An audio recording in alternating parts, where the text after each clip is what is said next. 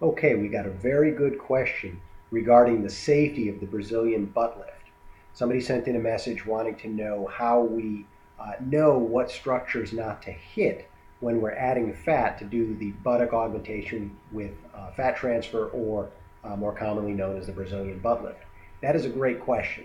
And it's important to realize what is going on with this procedure and what I think is happening.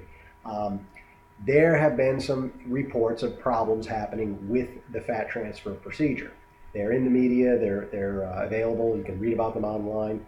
What I think is happening with this procedure is fairly simple. I think that the procedure is being done in a technically inferior way by most of the people, if not all, that are having the problems. And I say that with the experience of having done this procedure several years before it became nationally known. I am a South Florida plastic surgeon, so this is something that we have been involved with going back.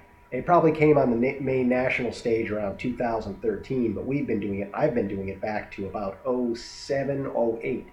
And I can say never a serious complication from the procedure.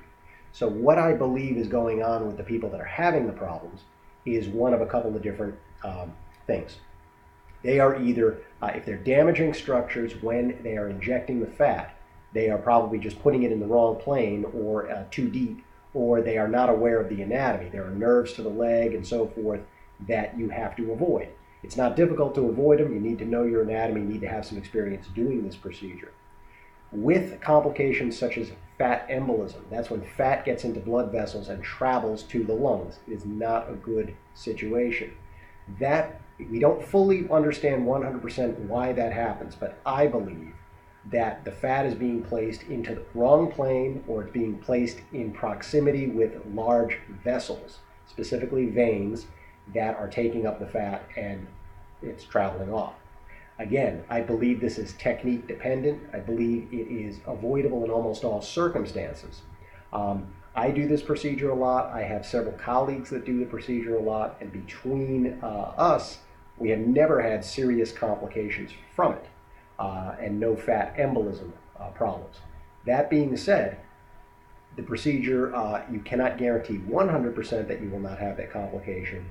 But I believe that what you have been reading about, what you've been seeing in the media, is mainly technique dependent. And I believe that it can be avoided in virtually all of the cases with the proper methods of undertaking the procedure. So I hope that is a reassurance that the procedure is safe, and hopefully helps to answer some of those questions as to what may be going on and what you may have heard about with the safety of the fat transfer procedure. As always, you always want to do a consultation in person if possible. Learn as much as you can about the procedure and about the doctor that you choose to do it, and keep that in mind. And with that in mind, it should be a very reasonable thing to consider.